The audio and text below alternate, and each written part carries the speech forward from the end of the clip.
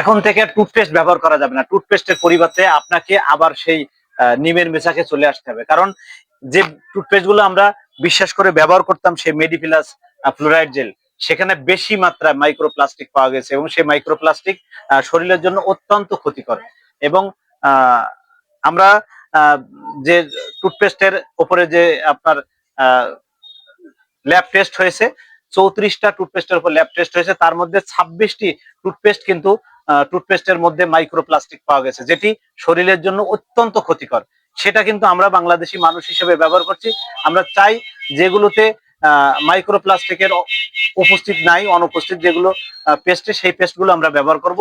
এবং যে পেস্টগুলো মাইক্রোপ্লাস্টিকের অস্তিত্ব পাওয়া গেছে, এই পেস্টগুলো থেকে আমরা বিরত থাকবো। প্রয়োজনে আমরা মেসওয়াক ব্যবহার করব, কিন্তু এ ধরনের মেডিপ্লাস যাতে সর্বোচ্চ 320টি মাইক্রোপ্লাস্টিকের অস্তিত্ব পাওয়া গেছে, সেটি আসলে খুব ভয়াবহ এবং আমাদের জন্য এবং আমাদের পরবর্তী প্রজন্মের জন্য এটা একটা ঝুঁকিপূর্ণ পেস্ট।